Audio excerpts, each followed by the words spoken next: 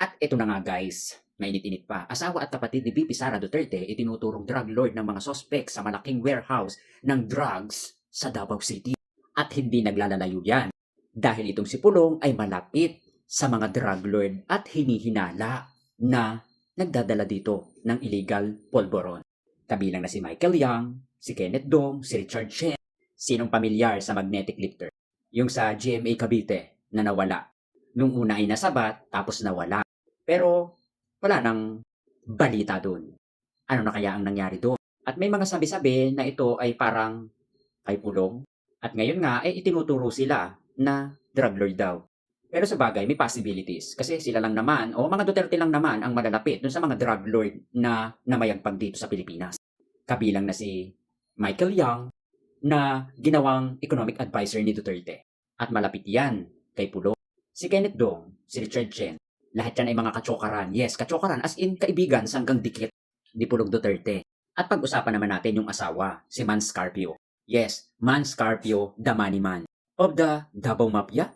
Kapag pinag-uusapan ang kontrobersya sa paligid ng mga Duterte, political network, kadalasang nakikita ng publiko ay ang mga politiko. Si Inday Sara, si Pulong, Sara Duterte, Pulong Duterte at ang dating Pangulong si Rodrigo Roa Duterte. Pero sa likod ng political stage, may isang pangalan na paulit-ulit lumilitaw sa mga investigasyon, testimonya at whistleblower, Man Scarpio. Hindi siya elected official at hindi siya frontliner sa politika.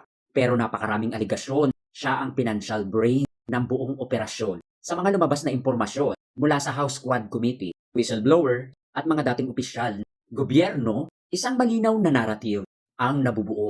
Ang Davao Mafia ay hindi lang isang political network. Ito ay political financial machinery na pinapatakbo upang protektahan ang interes ng pamilya Duterte. Kontrolin ang political influence, pondohan ang kanilang power structure, at sa gitna ng sistemang ito, iisang pangalan ang paulit-ulit lumilitaw at binabanggit, Man Scarpio, ang sinabing money man ng Davao Mafia.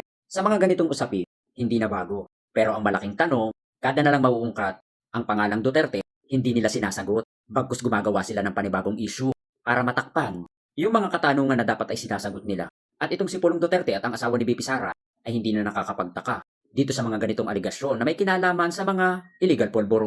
Kaya yung EJK, War on Drugs, front lang yan, palabas lang yan, scripted lang yan, para lang masabi na kumikilo sila para sa bayan. Pero ang totoo, ginamit lang nila ang salitang War on Drugs, EJK, para sila mismo ay mamayagpag, magpalago, magparami at magpayaman. Ganon kadidemonyo ang mga Duterte. Kuno ay may malasakit sa bayan, pero mga drug lord sinusuportahan. At imagine niyo lahat ng mga drug lord malapit sa kanila. Hindi ba kayo nagtataka mga DDS o talagang mga tanga lang kayo? Wait, ako na ang sasagot. Tanga kayo. Plus bobo, plus uto-uto. 3 in 1 parang kape.